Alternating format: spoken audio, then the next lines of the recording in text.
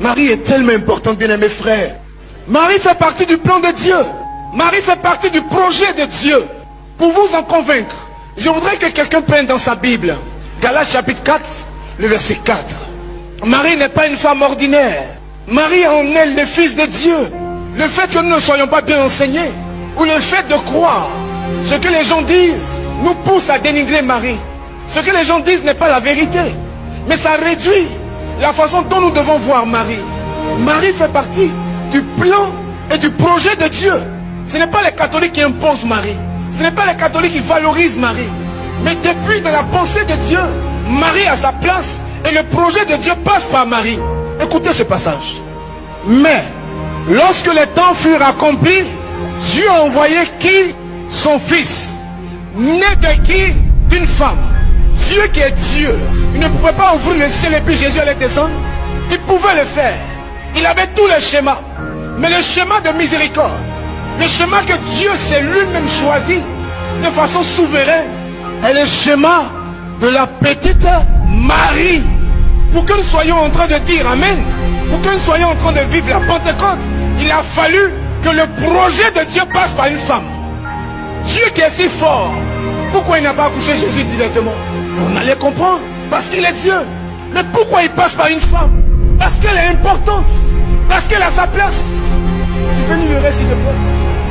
Né d'une femme, né sous la loi, afin que, objectif, l'utilisation de Marie, afin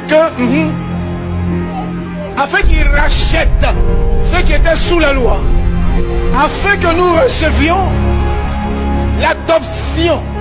Adoption. Marie est la mère de Jésus. Marie est la mère de Dieu. Mais Dieu nous fait grâce en nous donnant Marie comme mère. Marie nous adopte alors comme ses enfants spirituels. Tu es catholique, tu es féticheur, tu es ce que tu veux. Ta mère, c'est dans la Bible, ce n'est pas inventé. Afin que nous soyons des enfants d'adoption. Et qui est notre Père? C'est Dieu. C'est pour ça que la Bible dit clairement, ne savez-vous pas que vous êtes héritiers de Dieu et co-héritiers avec Jésus? Jésus comme notre frère. Parce que nous sommes délivrés, nous sommes rachetés. Marie, c'est pas petit l'homme, comme on le dit dans le jargon des jeunes. Alléluia. Dieu pouvait choisir notre mari, mais il n'a pas choisi notre mari. Il pouvait choisir Marie de Magdala, Marie la mère de Anne. Il pouvait choisir Marie la mère de Jacques, mais il n'a pas choisi tous ses maris. Il a choisi une seule Marie, Marie qui est vierge, petite, Marie adolescente. Dieu ne peut pas regarder tout le monde faire un choix et il finit de faire son choix et puis on dit que la personne n'est pas importante. Dieu n'est pas ingrat, c'est l'homme qui est ingrat. Je peux t'utiliser aujourd'hui parce que j'ai un intérêt avec toi, mais demain si tu ne m'arranges pas, je peux te laisser tomber.